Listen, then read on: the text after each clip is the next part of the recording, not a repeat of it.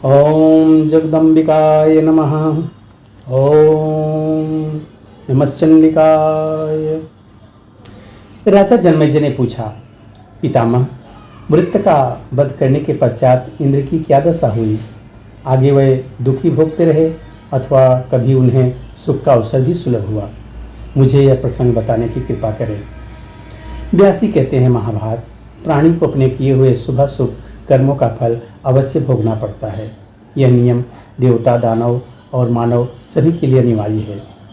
कोई बलवान हो अथवा दुर्बल, उसके द्वारा जो भी थोड़ा या बहुत कर्म बन गया है उसका फल भोगना उसके लिए सर्वथा अनिवार्य है। इस संसार में प्रायः देखा जाता है कि अच्छे समय पर सभी अपने बन जाते हैं, परंतु जब दैव प्रतिकूल हो जाता है तब कोई किसी का सहायक नहीं होता। दुर्भाग्य के अवसर पर माता पिता, भाई, स्त्री, सेवक, पिता अथवा पुत्र, इनमें से किसी के द्वारा भी कोई सहायता नहीं मिलती। कर्ता को ही पाप और पुण्य के फल भोगने पड़ते हैं। यह सर्वथा सिद्ध है। वृत्तबद्ध के बाद सब लोग अपने अपने स्थानों पर चले गए। उस समय इंद्र का तेज बिल्कुल क्षीण हो गया था। यह इंद्र ब्रह्मघाती है, यूँ धीरे धीरे कहकर संपूर्ण देवता उसकी निंदा करने लगे। कौन ऐसा व्यक्ति है जो प्रतिज्ञापूर्वक सत्य वचन से बच जाने पर भी अपने विश्वस्त एवं मित्र बने हुए मनुष्य के प्राण हरण में उद्यत हो जाए? यह बात देवताओं के समझ में, दिव्य उपवन में तथा गंधर्वों की गोष्ठी में सर्वत्र विस्तार के साथ फैल गई। सब लोग कहने लगे, वृत्तबद्ध की कामना में फंसकर इंद्र ने यह कैसा दुष्कर्म कर डाला। अपनी कीर्ति नष्ट करने वाली तरह तरह की बातें इंद्र भी सुनते रहे। जगत में जिसकी कीर्ति नष्ट हो गई उस व्यक्ति के कलुषित जीवन को धिक्कार है। रास्ते में जाते हुए ऐसे व्यक्ति को देखकर शत्रु भी हंस पड़ते हैं। इंद्रदुम्न राजर्षि माने जाते थे। उन्होंने कुछ भी पाप नहीं किया था, किंतु कीर्ति नष्ट हो जाने के कारण वह भी स्वर्ग से ढकेल दिए गए। फिर जो स्वयं पाप कर्म कर चुका है वह कैसे नहीं गिरेगा? राजा ययाति भी बहुत थोड़े अपराध कर स्वर्ग से बहिष्कृत कर दिए गए थे। ऐसे ही एक राजा थे जिन्हें 18 युगों तक करकट की योनि में रहना पड़ा।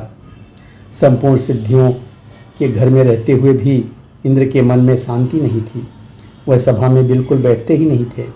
वह भय से घबराकर जोर जोर से सांस लिया करते थे और कभी कभी मूर्छित भी हो जाते थे।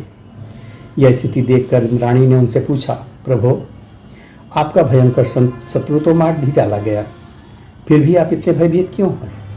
शत्रु पर विजय प्राप्त करने वाले स्वामी, कौन सी चिंता आपको बेचैन कर रही है? लोकेश, आप एक साधारण प्राणी की भांति क्यों लंबी सांस खींचते हुए सदा सोच में डूबे रहते हैं? दूसरा कोई बलवान शत्रु तो दिखता भी नहीं जिससे आप इतने चिंतातुर हो गए हैं। इंद्र ने कहा, रानी, यद्यपि कोई बलवान शत्रु मेरे सामने नहीं है, तथापि ब्रह्म हत्या के भय से मैं इतना डर गया हूँ कि घर में रहते हुए भी ना मुझे सुख है न शांति है। मेरे लिए ना तो नंदन वन सुखदायी प्रतीत हो रहा है और ना ही देव प्रासाद ही। गंधर्वों के गान और अप्सराओं के नृत्य भी मुझे सुख कर प्रतीत नहीं होते।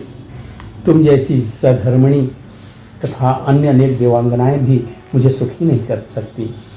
कामधेनु, गऊ और कल्पवृक्ष भी मुझे सुखी नहीं कर पा रहे हैं। मैं क्या करूं? कहाँ जाऊं?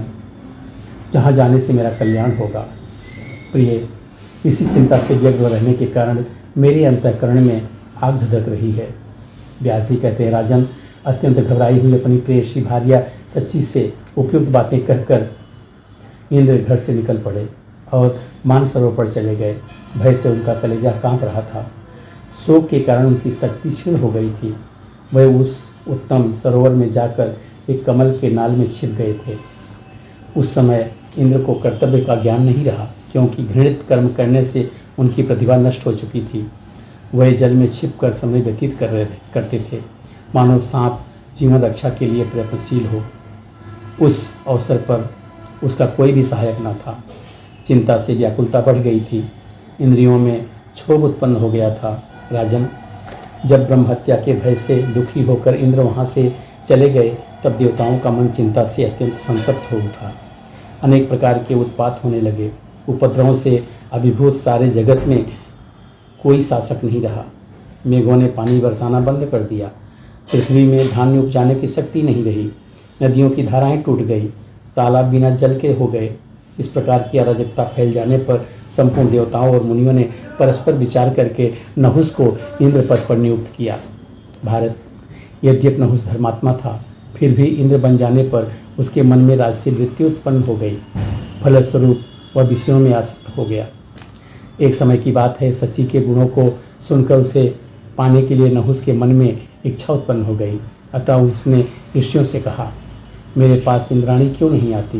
देवताओं, आप संपूर्ण लोगों ने ही इस समय मुझे इंद्र बनाया है, अतः मेरी सेवा करने के लिए शची को भी यहाँ भेज दें।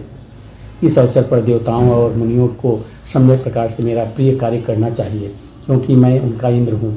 संपूर्ण लोक पर मेरा शासन है, अतएव मुझे प्रसन्न करने के लिए शची शीघ्र ही मेरे महल में आ जाएं। नहुस की यह दोषपूर्ण बात सुनकर देवताओं और ऋषियों के मन में चिंता के कारण घबराहट उत्पन्न हो गई। वह इंद्राणी के पास गए और मस्तक झुकाकर कहने लगे, इंद्राणी जी, दुरात्मा नहुस अब आपको पाने की इच्छा प्रकट कर रहा है। उसने कुपित होकर हमसे यह वचन कहा है कि शची को यहाँ भेज दो। उसके अधीन रहने वाले हम कर ही क्या सकते हैं, क्योंकि इस दुरात्मा को इंद्र बना दिया गया है। देवताओं और ऋषियों द्वारा नहुस की यह अप्रिय बात सुनकर शची का मुख मुरझा गया। वह बृहस्पति जी से कहने लगी, ब्रह्मन, मैं आपकी शरण में आई हूँ, नहुस से मेरी रक्षा कीजिए। बृहस्पति ने कहा, देवी, पापांध नहुस से तुम किंचित मात्र भय मत करो। वत्से, सनातन धर्म का परित्याग करके मैं तुम्हें उसके पास नहीं जाने दूंगा।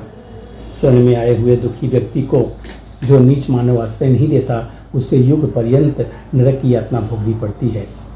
पृथ्वी, तुम शांतचित्त होकर विराजमान रहो, मैं कभी भी तुम्हारा त्याग नहीं करूँगा।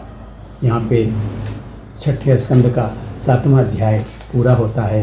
बोलो सच्चे दरबार की जय।